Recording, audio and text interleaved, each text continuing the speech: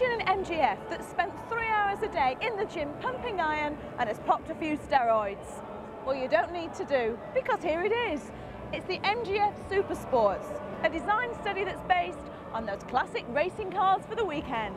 It's been 6 months of hard work, and it's like brilliant to actually see it, you know. What were you hoping to create with it? I think a sense of occasion. It's a real sort of toy, I hope. You know, it's not necessarily serious transport. It's sort of trying to generate a lot of interest for MG and harking back to the sporting nature of the cars. So a real toy.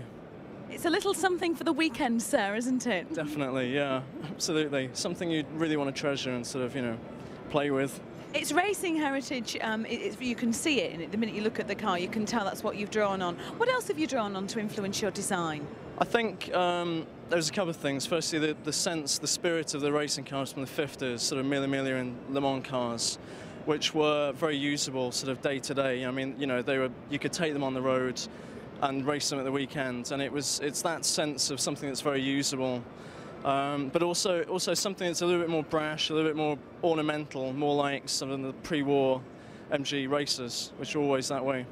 Is it great as a designer to be given this kind of project where I suppose you can let your imagination run a little bit wild, or are you checked to a degree and you know, you're told that it needs to be, you know, fit a certain way, it needs to look a certain way? I think in this case it had to be relevant to MGF, so it still had to take on board the original car and be appropriate, you know, a way forward for the car. So it wasn't just without a context, if you understand me.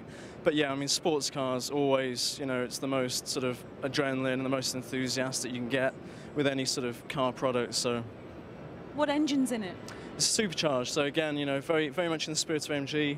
Supercharged engine, which is classically British, a lot more power.